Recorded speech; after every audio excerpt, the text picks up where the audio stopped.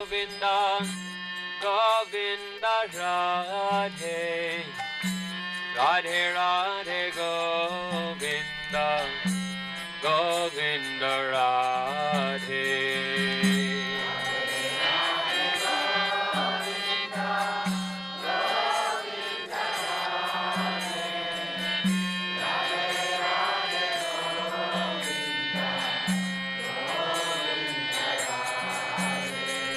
Radhe, Radhe, Radhe, Jai, Jai, Shri Radhe.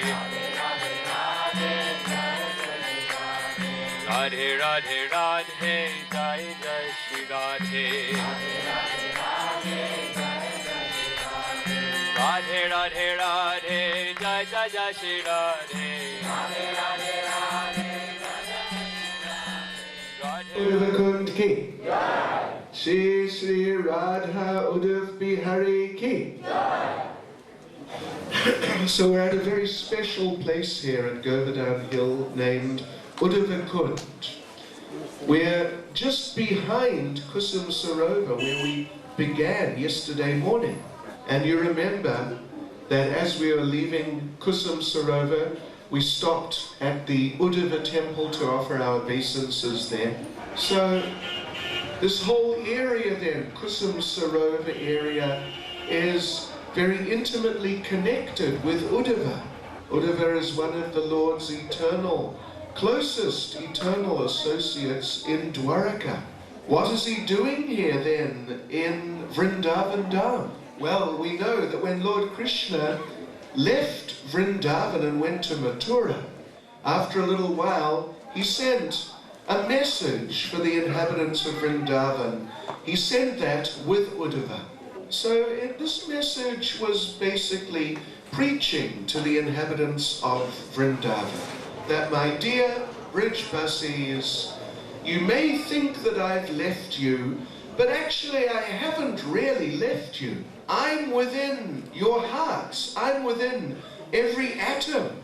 So how could I ever leave you? So there's no need for you to cry or be in anxiety, because we are as much connected now as we were before. So Uddhava, he read the message and he thought, what a nice message. This will really help the inhabitants of Vrindavan. And he thought, in this way I am doing them a big favor. But he noticed that the inhabitants of Vrindavan, they were not so impressed with that message. Some of them were saying things like that he is just treating us like we're gyanis. The gopis were saying, we're just village girls. We're not interested in this complicated philosophy. We just miss Krishna. We want to be with him again. So there were different messages for different inhabitants of Vrindavan.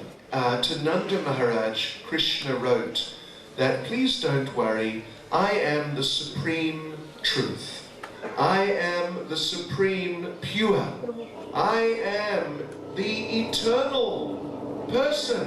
Everyone is dependent on me always. So please don't think that now you're disconnected from me. When Nanda Maharaj and Mother Yashoda got that message, they disagreed. They said, this is not very good.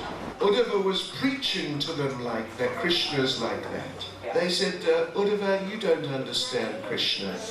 He's not the supreme pure. He would roll in the dust every half hour and we would have to bathe him. And he's not the supreme truth. He would steal butter. And then we'd catch him and he would deny it. So he's not the supreme truth. And he's not an eternal person because he was born from us. He's our little boy. We saw him grow up in front of our eyes. And things like this. So then Uddhava was saying, yeah, actually that's true. These people have a better understanding of Krishna than me. I thought I was bringing them a nice message to help them, but actually I can see they are above these things. Yeah, and Uddhava said, everyone is dependent on Krishna. Mother Yashoda said, this is nonsense. If I didn't breastfeed him, he would cry. So he was dependent on me.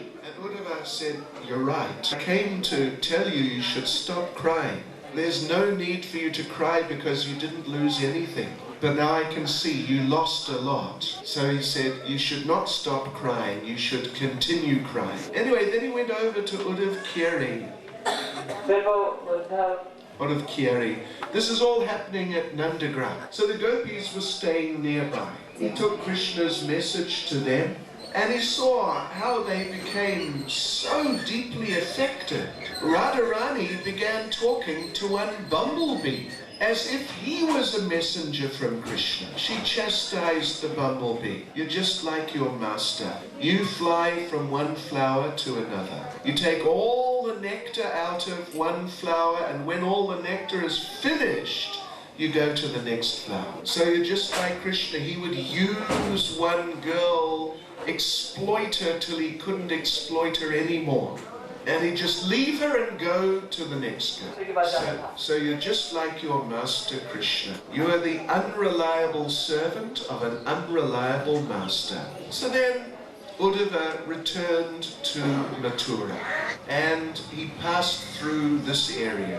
And as he was riding through, he was just thinking of this experience that he'd had with the Brijvasi. That I thought I appreciated Krishna, that I loved Krishna. But these people appreciate him and love him so much more. I've never seen such elevated Krishna consciousness. And he was thinking, they're so great that I need the dust from their lotus feet on my head.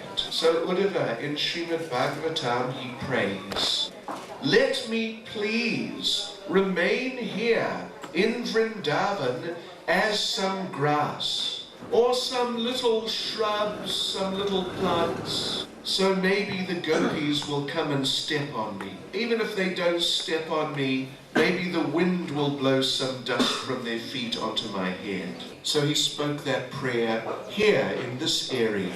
So be careful about the grass around here, stepping on the grass.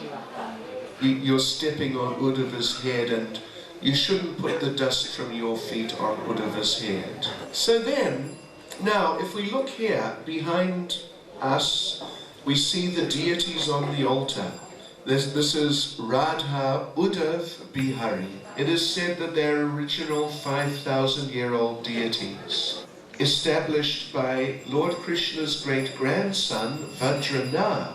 Now, on the wall behind the deities, there are some paintings, and they are depicting another very important pastime that happened here.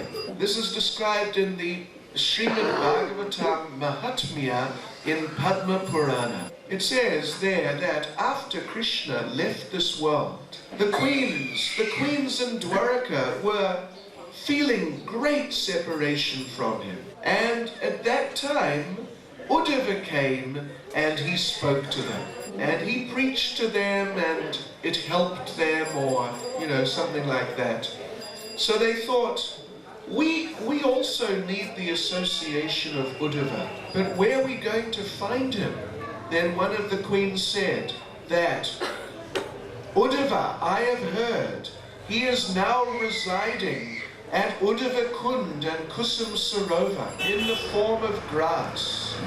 And so if we go there to Uddhava Kund, and if we have a big Harinam Sankirtan, then Uddhava may appear to us, and then he can preach to us, and then we will feel Krishna's presence, maybe." So on the wall, just on this side, on our side, you can see there is Vajranab with some of the queens having Harinam Sankirtan here.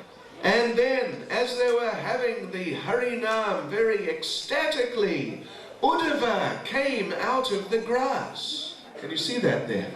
Yes, so then, on the other side of the altar, we see there Uddhava is now seated on a Vyasasana, and Vajranab and the queens are there in front of him. They're standing, they're all there on the banks of some big kund, and Uddhava is preaching to them about Krishna. Actually, he's giving them better knowledge than he gave the gopis. Because he had already, before this, he had met the gopis and he learned about Vraja Bhakti from them. So like this, Uddhava preached to Vajranab and the queens of Dwaraka here for 1 month. He recited Srimad Bhagavatam to them, particularly Krishna's Vrindavan pastimes. And after hearing this for 1 month, all the queens were completely transcendental and they went back home, back to Godhead. Sri Uddhava Kund ki. So we have here also our Pujari, who's a nice friend of ours. His name is Giri Das. And he told me that before he was born, his father did 5,000 Govardhan Parikramas, and then he had him. And he, after his father passed away, well, he has been serving the deities here for 60 years. So we can all give some donation to help with the service of the deities here. And you can, if you give him a donation, you can rest assured he'll use it very nicely in Krishna's service. Shri Uddhava Kund ki. Shri Uddhava Mahashai ki. Shri Giri Govardhan ki. Shri Govardhan Parikrama ki.